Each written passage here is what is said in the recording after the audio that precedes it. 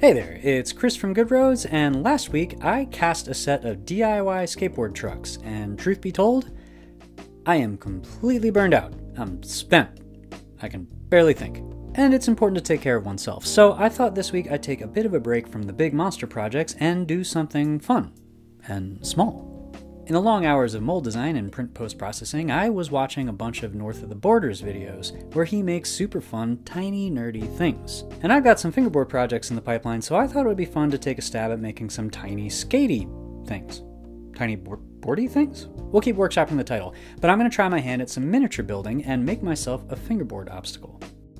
The plan is to make a miniature planter, like the kind you might find in the Mid-East Side or in Confucius Square in New York City, the kind that you can't help but imagine someone skating every time you get a glimpse of it. And to do that, I'm primarily going to be using Sculpting 3, an oven-baked polymer clay. Now, one of the trappings of this material is that it won't bake properly if it's too thick, so I'm going to bulk out the majority of this feature using some aluminum foil.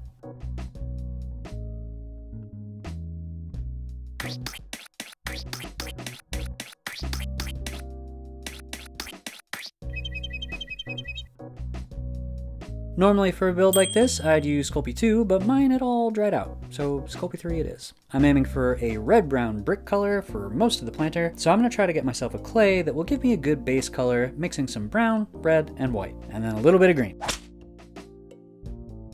Green's a complement of red, and adding it will help me desaturate the whole thing and get me closer to a neutral brown.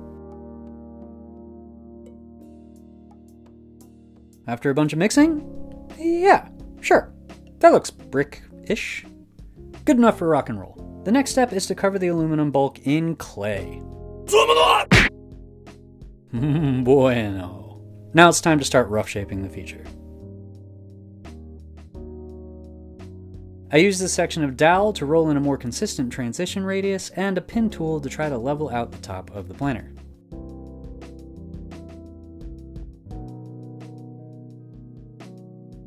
Next, I marked out a couple elevations on the feature which I'm going to use to divide the surface up into bricks. I used a compass to mark the radii at the ends, and a ruler to cut nice clean edges. The tiny town that commissioned this planter, they don't hire no schlubs.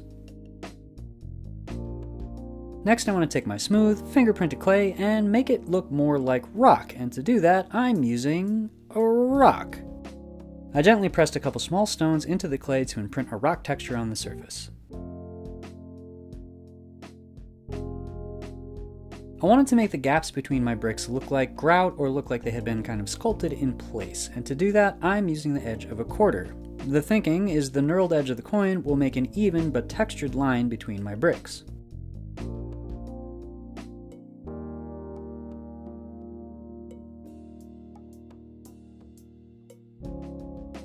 For the smaller vertical lines, I switched to a dime for that tighter radius.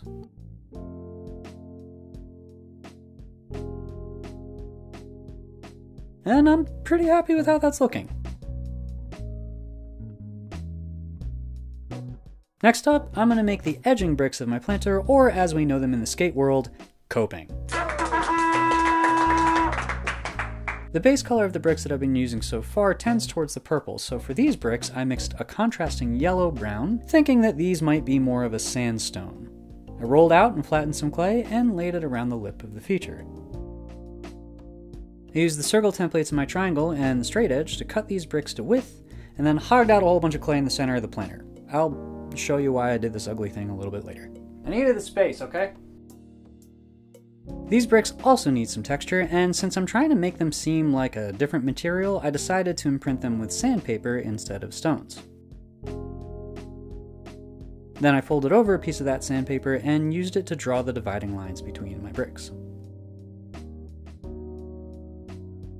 And now that I've made this pretty thing, I'm gonna tear it apart. Because much to the chagrin of this miniature municipality, some enterprising small skaters snuck in one night and built a DIY feature on this here planter. Yup, a big old pile of rocks and rubble, some quickcrete, and we've got a diminutive DIY spot that Zach Dowdy would be proud of. I used the sculpting tool to shape the clay in a way that I thought looked like troweled concrete or grout, and then I came back in with some stones to give it a more realistic texture.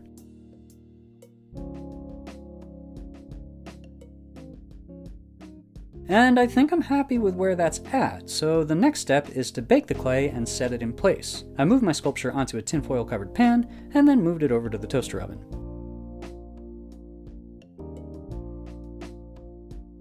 And I burned it. Which means I kinda lost my base colors, but this is mostly gonna get covered in paint anyway, so it's not a huge deal. Maybe this is one of those happy accidents Bob Ross is always talking about. I also had this problem where the edges lifted up as it baked, and that's gonna be tough to get those teeny tiny fingerboard wheels over, so I've gotta figure out some kind of transition. The first thing I did was use an X-Acto to clean up the edges. Then I tried sanding it flat, but that didn't really work. Alright, let's try this instead. I laid my feature down on a sheet of non-stick paper,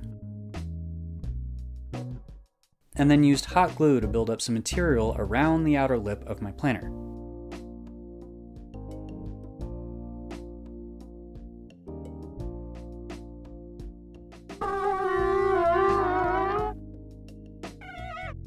Once I cleaned it up with a knife, it actually made a pretty nice wedge that laid flat on the table. I think this will work. We're gonna push on. Which is very exciting because that means we get to paint.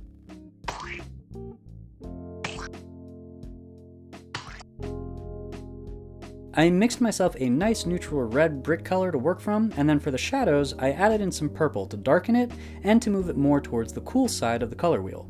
If you're going for a naturalistic approach, the shadows on an object are cooler colors than their better lit counterparts. For this base coat, I went pretty wet. That way my dark brown would flow into all the crags and textures that I so painstakingly sculpted. With a rock! Then I'll do the same using a contrasting color from my coping bricks.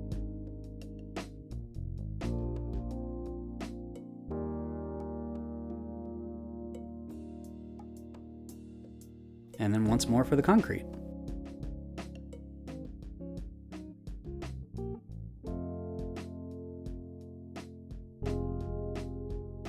After that, for each section, I'm going to move up layer by layer through lighter, warmer, and more saturated colors.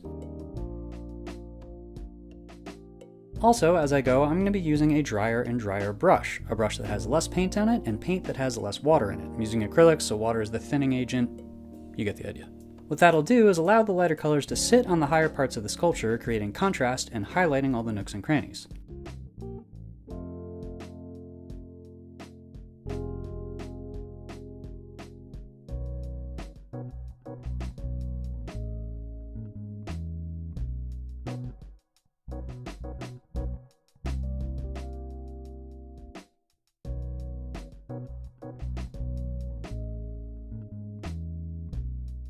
And hey, that looks pretty good! Now, if you've watched this far, you know that, at least to some extent, I know my way around a paintbrush, but I'm pretty new to all of this model painting stuff. But what I'm doing next is completely uncharted territory for me. However, model makers swear by it. I'm gonna do a wash. I made myself a really dirty dark brown, and then I thinned the snot out of it with water. And then I slopped it all over everything.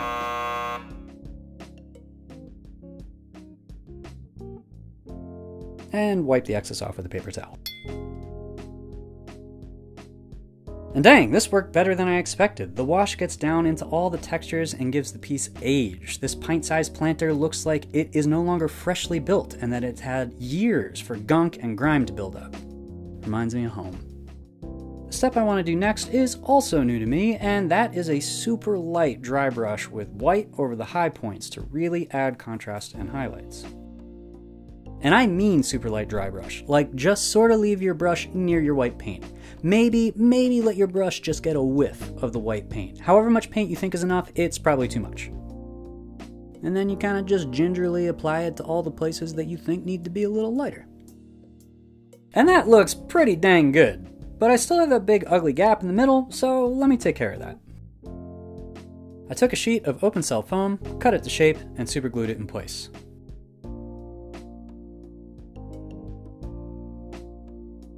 Then I trudged out into the woods and found myself a nice section of moss. I peeled a small bit up, taking the dirt with it, and headed back inside.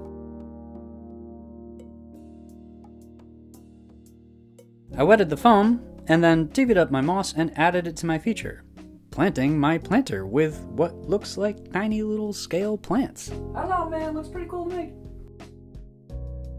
And with that, I think we're on to what model makers call the Glamour Shots.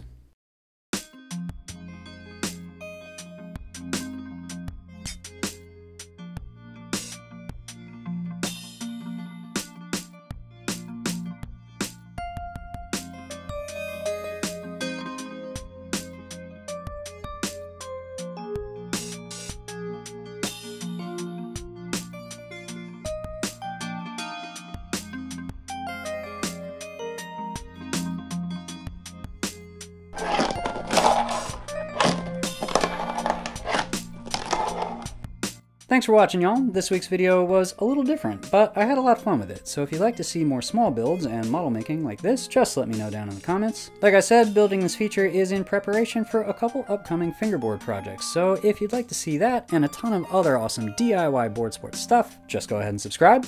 Thanks as always to my supporters on Patreon. If you want to support the channel, there will be a link down in the description below. I love having you along for the ride, so until next time, I'll see you soon.